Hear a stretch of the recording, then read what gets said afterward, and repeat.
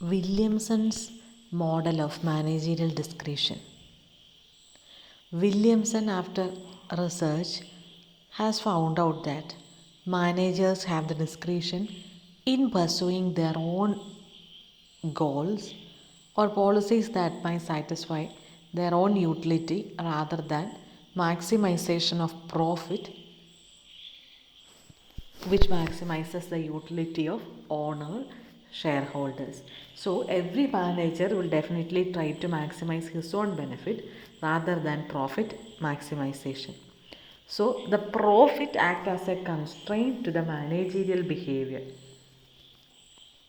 Managerial utility function include the various aspects that a manager may get from being in employment, that is salary, security, power, status, prestige, or even professional excellence. Salary is the only one which is measurable out of the above given or the said or discussed variables, that is salary, security, power, status, prestige, professional excellence. Salary is the only one that is measurable. The others are non-pecuniary, and if they are to be operational, they must be expressed in terms of other variables with which they are connected. In particular, staff expenditure, the funds available for discretionary investment, these expenditures are a source of security and reflect the power, status, prestige, and professional achievements of the managers. Staff increase are certain extent relevant to promotion, since they increase the range of activity and control the managers over resources. Managers' prestige, power, and status are to a large extent reflected in the amount of emoluments or slack they receive in form of expense account, luxuries, companies, car, etc. So they are economic rents recurring to the managers. They are discretionary expenditure which are made possible because of strategic position of the managers. So the utility function of the managers can be written in the form of an equation as U is a function of S, M and I. Discretionary investment is I, managerial emoluments is M, and staff expenditure, managerial salaries etc. forms S. So when we study Williamson's model of managerial discretion, we have to understand certain basic definitions and relations. The very first one is demand of the firm, and that is downward sloping. That is X is equal to F star P S E. X is the output, P is price, S is staff expenditure, and epsilon E the condition of environment.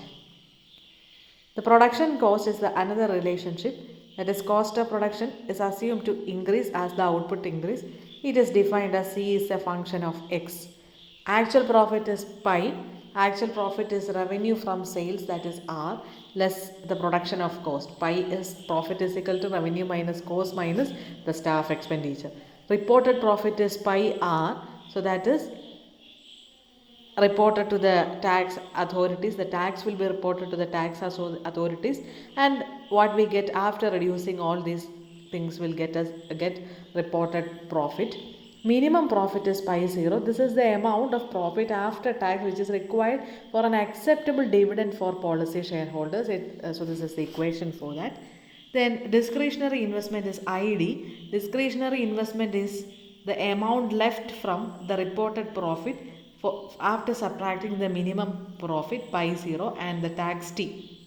ID is equal to pi r minus pi 0 minus t. Discretionary profit pi d is equal to the amount of profit left after subtracting from the actual profit pi, the minimum profit pi 0 and the tax. So you can see all these things in the slide. That is demand of the firm, the production cost, actual profit, reported profit pi r, minimum profit pi 0, discretionary investment and discretionary profit. All these things are the basic relationship.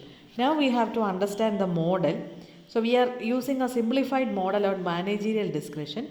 So we present the model in two stages to simplify the exposition. In the first stage, we assume that there are no managerial emoluments, m is equal to 0, so that the actual profit is reported and is the reported profit for tax purposes. So that means u is equal to f of SID, where pi greater than pi 0 plus tax. So since there are no emoluments, that is m, discretionary investment absorbs all the discretionary profits. So we can rewrite the equation, or the managerial utility function can be written as u is equal to function of s pi minus pi 0 minus t. So for simplicity, we may assume that there is no lump sum tax, so that t is t pi. Thus managerial utility function is pi, u is equal to a function of s 1 minus t pi minus pi 0. 1 minus t pi minus pi 0 is equal to pi d, which is the discretionary profit. We have seen the explanation for discretionary profit, that is pi d.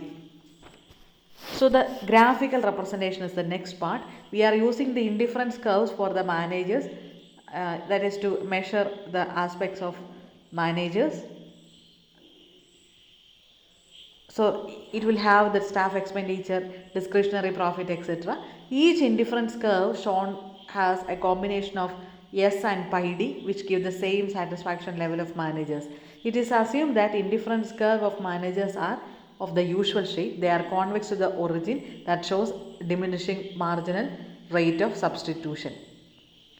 The relationship between staff expenditure and pi d, discretionary profit, is determined by the profit function pi, which is a function of x, pi fps epsilon.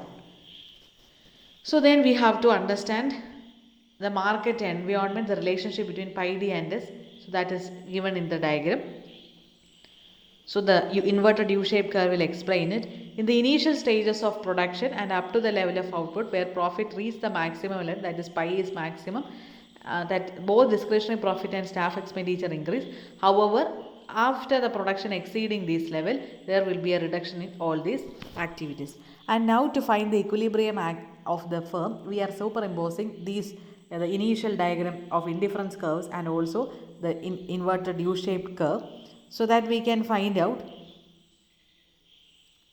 the point of tangency of profit of staff with the highest possible managerial indifference curve. Given the indifference curve have a negative slope, it follows that the equilibrium solution will be always on the falling section of the profit of staff curve. This shows the preference of managers for staff expenditure. So in Williamson's model, the staff expenditure S star will be greater than the profit maximizer. Williamson also implies that higher the output, lower price and lower level of profit than the profit maximization model. So these are the various aspects that Williamson have suggested. So the equilibrium point shows where the maximization takes place.